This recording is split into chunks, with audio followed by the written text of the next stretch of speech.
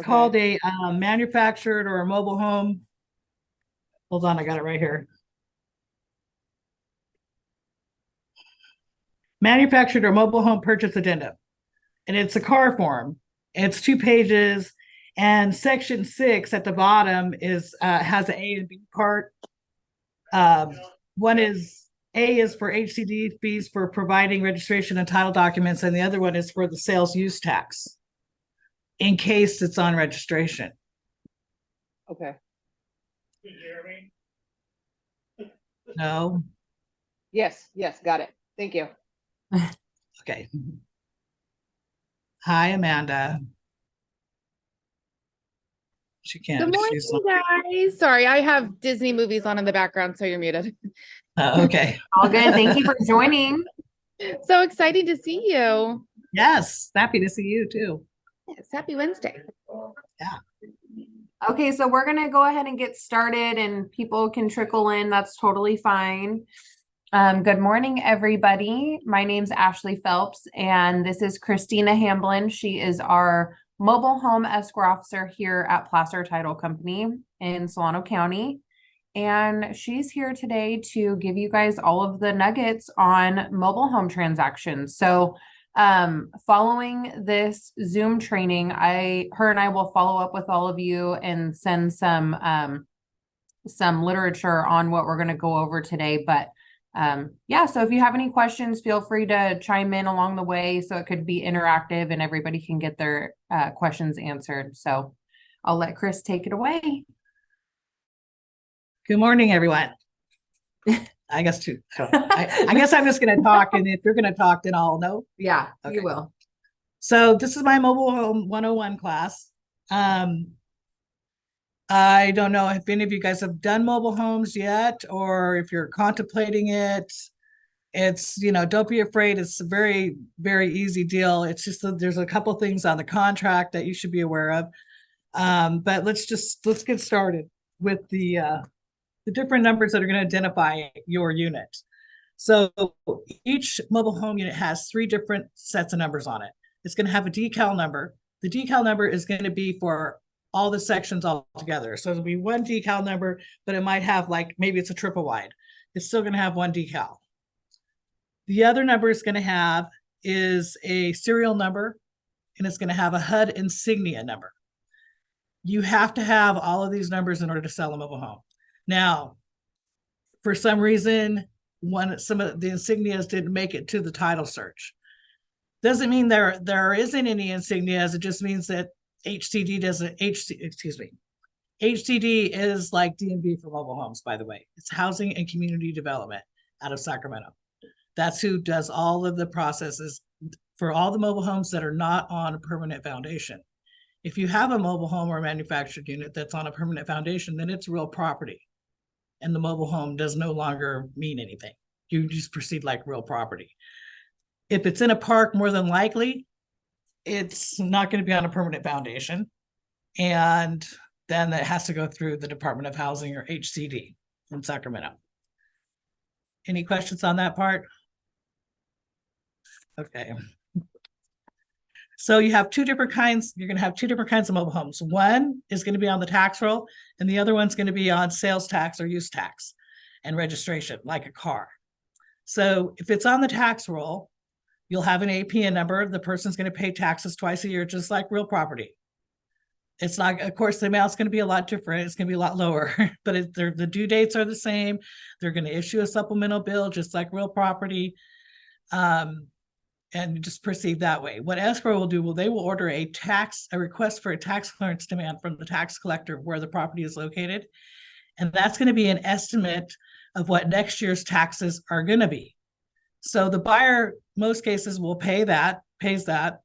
And then once the check is given to the tax collector will then issue a tax clearance, which can be submitted with the other forms to the Department of Housing to do the transfer. They won't transfer unless they know unless you have a tax clearance that says the taxes are paid, next year's taxes have been, or a deposit on next year's taxes has been received by the tax collector. The other kind is the one that's on sales tax registration, in which case escrow will request a retail value statement from the Department of Housing in Sacramento, and they'll come back with a value, which is never even close to the sale price. And whatever the going rate, sales tax rate is where the unit is located, is the tax rate that you'll pay based on that value that they have provided you.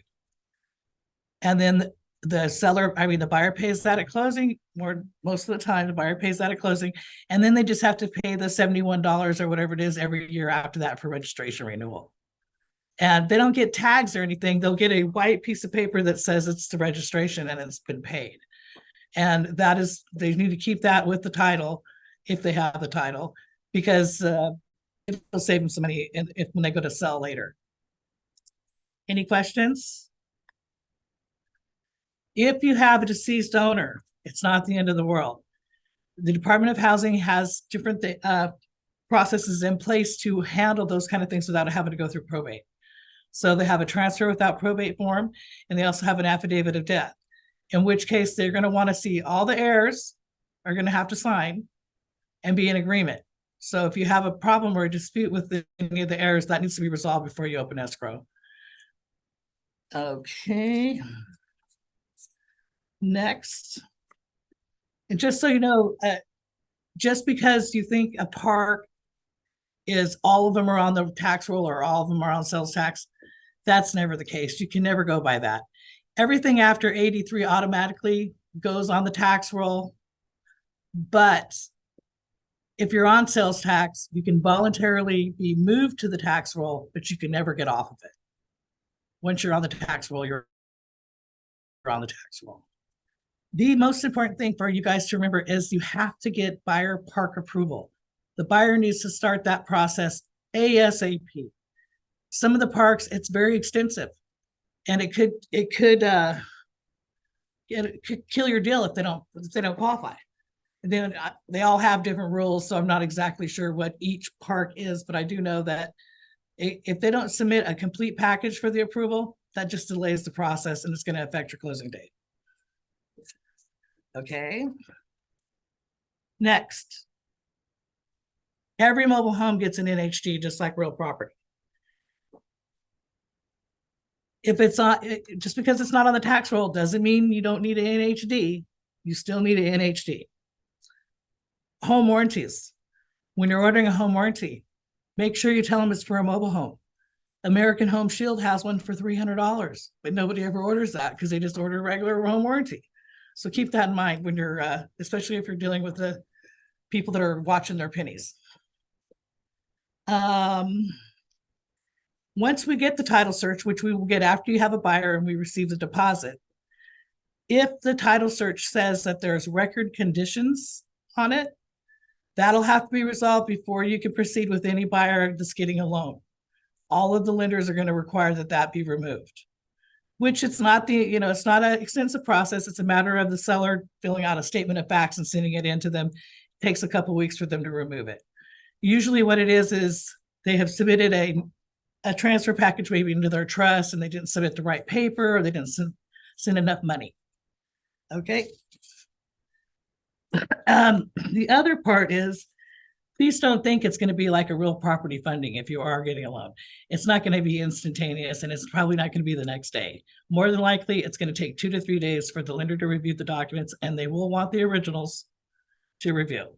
So, and if you don't have a complete package, like if you're sending only the buyers and you don't have the seller signed yet, it's going to delay the process.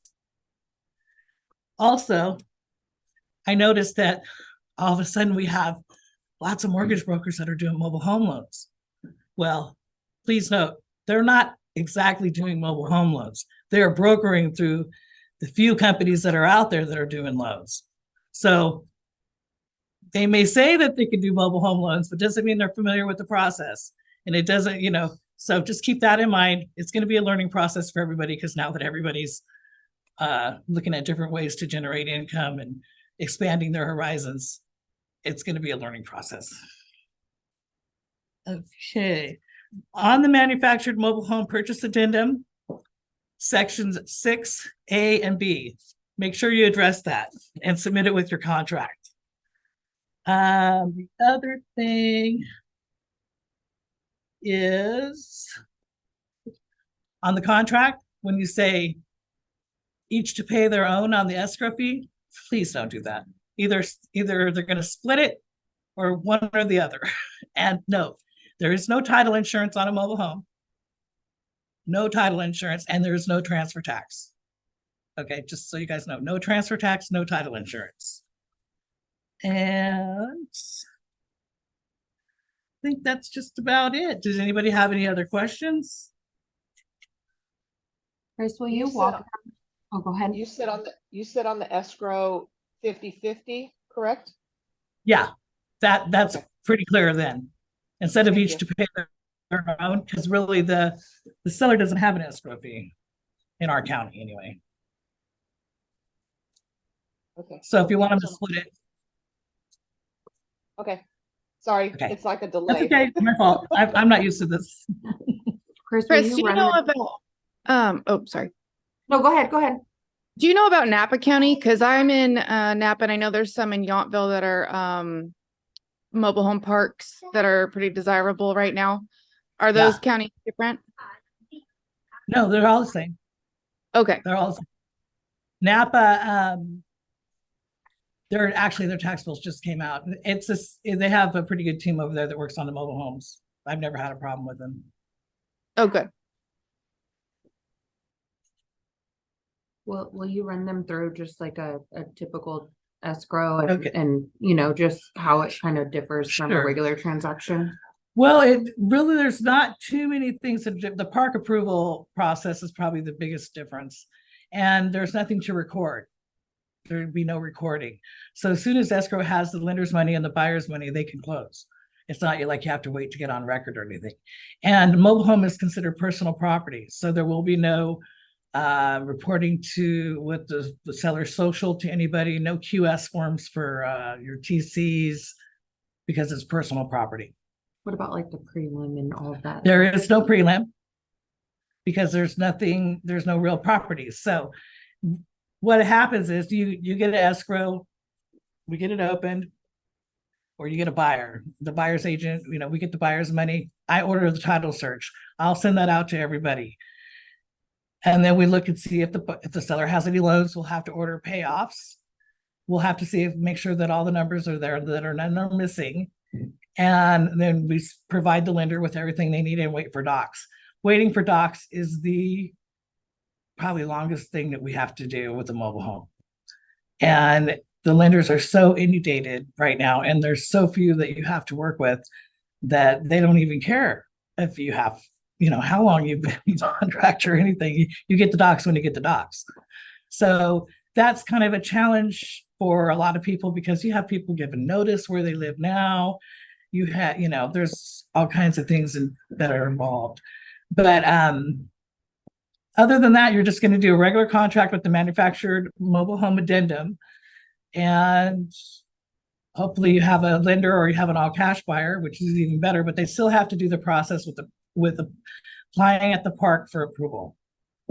And even if they get turned down, it may be just some little thing that disqualified them. If you get somebody that's turned down, you may want, as an agent for them, you may contact the park and talk to the person, find out what it was, and maybe you guys could fix it. And I think that's about it.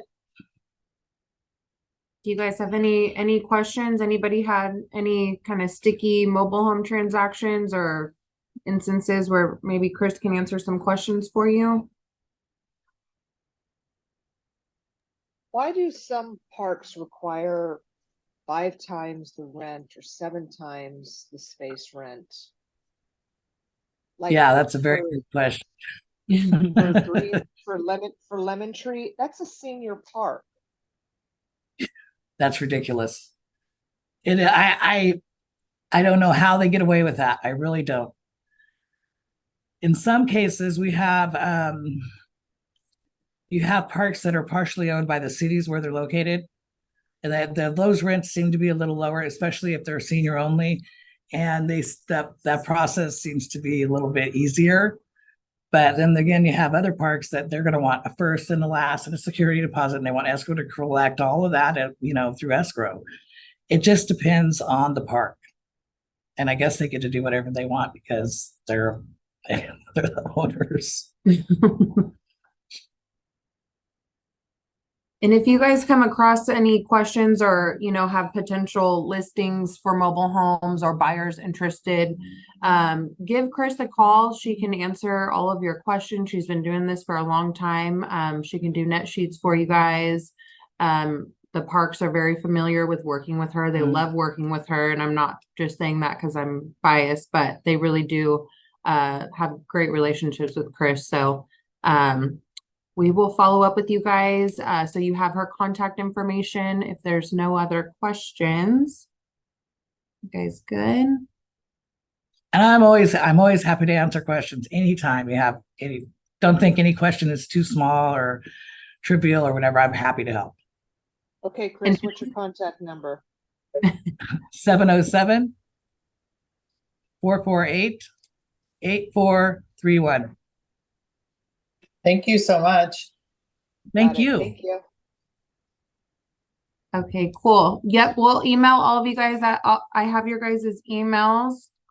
And also Chris doesn't just do mobile homes. So if you need her for anything else, she's available as well. She does regular, residential, commercial. All the I do it things. all. Yeah. So, all right, guys, thank you so much for your time today. And, we'll follow up with an email. Okay. Have a wonderful Wednesday. Thank you so much. Thank you.